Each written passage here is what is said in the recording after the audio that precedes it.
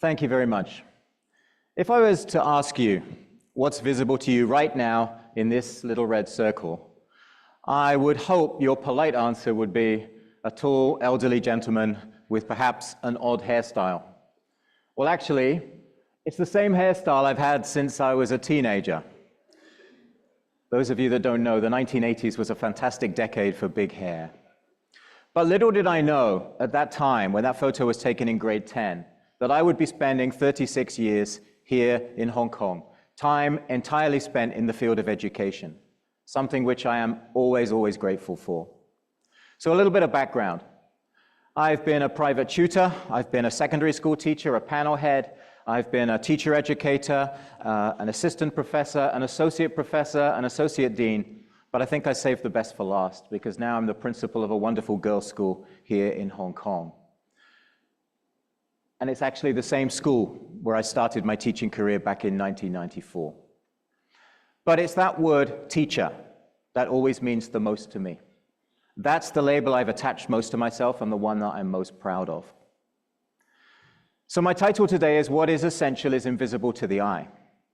And to try and unpack that title, I want to take you back to September 1978.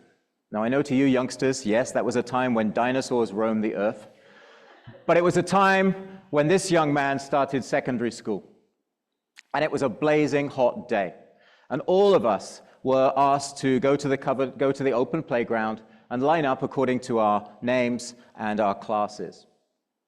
We seemed to stand there for ages before the headmaster came forward to make his speech. But he never got to make that speech because something happened in our row. One of the boys suddenly decorated the girl standing right in front of him. And I'm sorry to say this just before lunch, but decorated as in vomited all over. His decoration changed the color of her uniform, and she screamed. Of course she screamed, who wouldn't? And he changed color too. His face went white as he was taken away by two teachers up the slope with the whole school staring at him. From that day on, he had his new nickname, Spewy. And nobody wanted to really sit next to him in class, let's be honest, for fairly decent reasons. Now that boy could be anyone, because let's be honest, many of us have difficult first days at school. But I can tell you that that boy is standing here in this red circle today. And I can suddenly see the front rows getting very nervous. It's okay, you're safe. But why did that day resonate with me so much? The simple thing is that no one asked me why it happened. No one asked me how I felt. I was just the boy who threw up on his first day of school. From that day on, I always felt that I needed to understand things a little bit better. You see, what's hidden is so important, and no one knew what was hidden except for me. I was a nervous wreck as a child. I used to get nervous before any major school event. I get nervous before any social event. And even to the point of being nervous in a classroom where a teacher asked a question or if I had to make a presentation, no matter how much I liked the teacher or liked the subject. This is why every time now I walk into a classroom, I look for those students whose hidden experiences may have shaped their identity today. And I look for those shy and nervous students, just as I was at that time. I think it's crucial as teachers that we try and see what is invisible in our classrooms and try and address some of those issues that we have there. The classroom has been compared, the complexities of a class have been compared to a black box in an aeroplane. It's a great comparison. And I only came to realize that when I took a master's program and a module called the Chinese Learner. Now, around that time, I was teaching 3 classes of English literature in grade 9. 3 classes, same form, same teacher, same materials. 2 classes were fantastic. They participated, they responded, they had fun, they were enthusiastic. 1 class was flat, quiet, dead. And I distinctly remember going back to the staff room and complaining bitterly to my colleagues about how passive those students were. You had that class again, Gary? Yep. I don't know how I'm going to get through the year. It's pointless. They're pointless. You see, it's so easy for us to blame the students. It was working well in 2 classes, the same teacher, the same materials. But because it wasn't working in that class, then of course I blame the students. We have to understand that there are other factors in place here. And I came to realize at that point from that course that there are 3 factors that I've been able to apply to every single lesson since, and which have helped me, I believe, to become a better teacher, and which I think all teachers and all parents need to be aware of, because parents are the ultimate teachers too.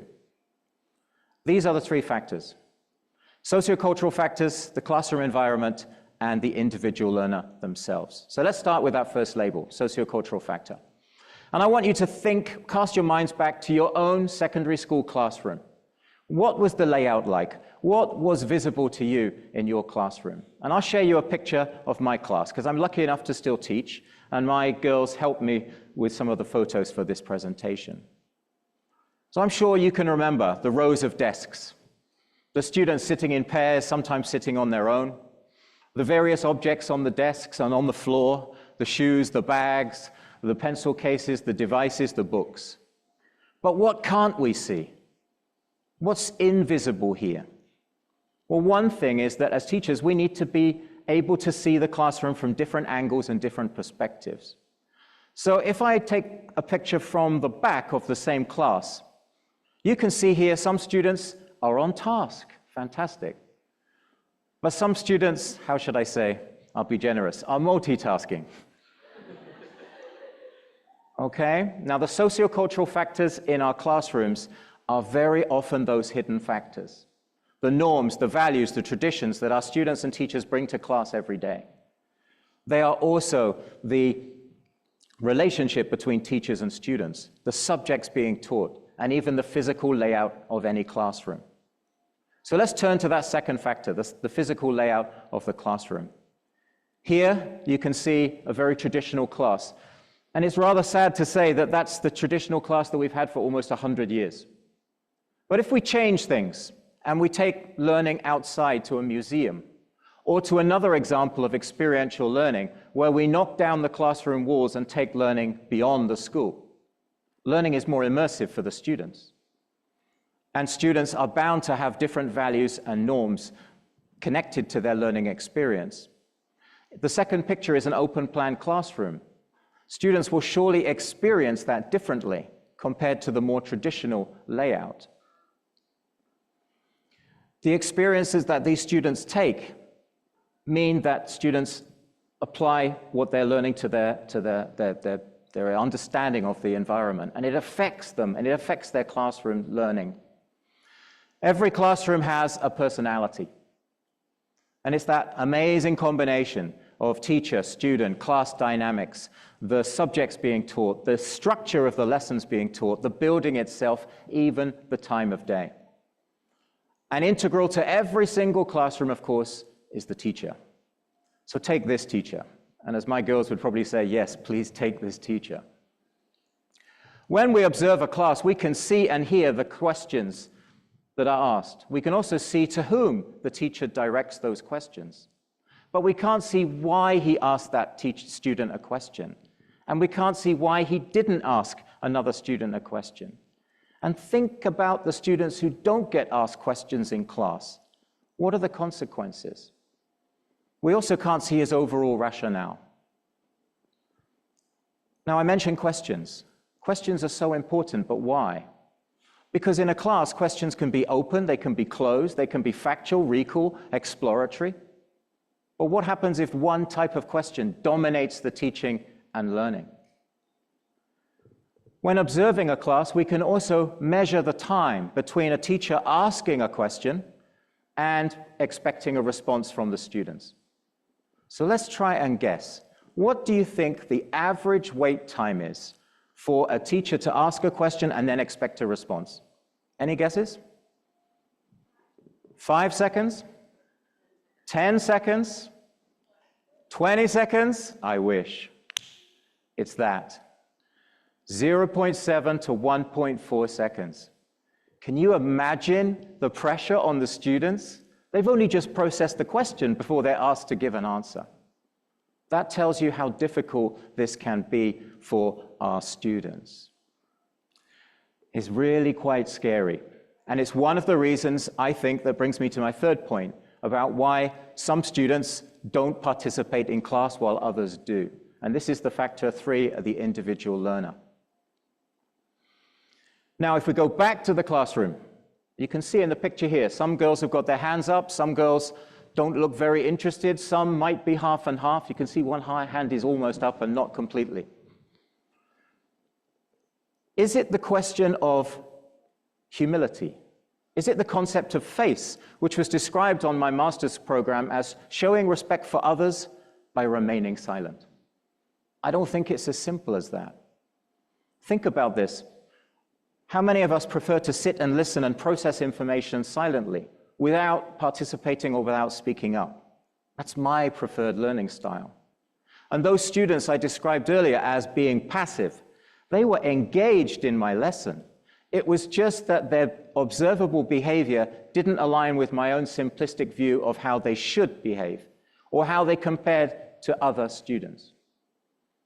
You see, so many students may want to try, may want to break out of that comfort zone, but for whatever reason, don't take that opportunity. Very often, affective reasons, like motivation, anxiety, and risk-taking, are the root causes.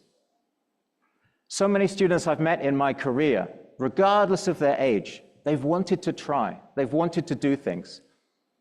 But there is sometimes a fear of failure in our students that can be debilitating if we don't attend to it. Now, is this a cultural issue, or is it maybe specific just to Hong Kong and Asia? Some research does point to that. But the example I gave you earlier of my first day at school, that came from pure fear and anxiety, nothing else. And the fact is that every time we walk into a classroom, there is an invisible undercurrent. We just don't know what's going on in our students' lives at every moment. And so I'm going to complicate it even more now by saying that we have another debilitating condition on our learners, another source of anxiety, and that is foreign language learning anxiety. And this is a psychological state of unease when students have to acquire a second language. So many sources of anxiety, regardless of culture and background. All of those examples I've given you highlight the 3 factors that I've mentioned, but they also show how so much is hidden and below the surface that we need to unpeel. So what have I learned from all of this? Well, my title today is What is Essential is Invisible to the Eye. And some of you may recognize this is a line from The Little Prince. The Little Prince reminds us to understand others with our hearts and not just with our eyes. And if we truly want to understand our students, then we have to pay as much attention to the unobservable features of learning as we do to the observable features. And we must pay attention, crucially, to the human aspects of teaching and learning. Now let's imagine if you all had name badges today, big shiny name badges, and you could write your name across the center. I could ask you to talk to each other now, and you could use each other's names. Now, if I asked you to remember every name in the room, maybe that's asking too much. But that's what teachers have to do every day, right? But imagine later, you're at the bus stop or you're in the canteen, and someone from this room comes up to you and calls you by that name. They've remembered you. You're going to feel acknowledged. You're going to feel recognized. You might even feel empowered. And what about our students? Don't they have names? They're never just class numbers. And if we want to reveal what is hidden in our students, then we really have to pay attention to their own human needs as well. So, every single day at school, I try and see the best in my colleagues and students. And I always look to see how they're getting on, and this is one of the things that I try and do every single day at school, to see the best in them, to treat them with respect, and to show them that they're trusted. Every morning, from 7 a.m. to 8 a.m. for 1 hour, rain or shine, I stand at the school gate, stand at the school door, and I welcome the students. It gives me a chance to know them better, to understand them with my heart and not just with my eyes. I get to know their names a bit better. I get to hear their stories. I get to see and hear their moods. It's one of the highlights of the day for me. Now, a couple of weeks ago, a senior girl was coming up the stairs, and I said to her, "Good morning, Gloria," as I usually do, expecting her normal cheery response. But she didn't. This time she put up her hand as if to say, "Don't you talk to me." Now, your response is probably the same as mine. Wow, that seems quite rude. You do that to the principal. But then she took out her phone and she showed me this. By showing me why she couldn't speak to me that morning, she was revealing what was hidden and taking away the invisible there. So to me, this is a meaningful connection. And if we want meaningful connections and we want a nurturing environment for our students in schools, then we have to allow our students to be comfortable enough, trusted enough, and respected enough to be their best selves. That's my aim every day. Now, I've said repeatedly that schools and classrooms are complicated places. And schools have very many students who are extremely vulnerable right now. And that means we have to attend to even deeper truths. The pressure on our students is huge, primary, secondary, upwards. The pressure comes from all sources. It comes from families, it comes from parents, it comes from schools, from teachers, from exams, it comes from social media, it comes from their peers, and it comes from themselves. Much of that pressure is invisible until it erupts in tragic circumstances like student suicides and self-harm, not just in Hong Kong, but elsewhere. This is why we have to continue to be better. We have to continue to be better because our students are special and every one of them has something special in them, but we have to find it. But how? Well, one way is through those factors that I've described: sociocultural, the classroom environment, and the individual learner. When we unlock those, we have a much better chance of showing what is visible in the classroom. I have one last message for everyone today. We are not just teaching exams. We are not teaching curricula. We are teaching students. And that is why the human nature of teaching and learning is so essential. And that is why we have to work together to make the invisible in education much more visible. Thank you.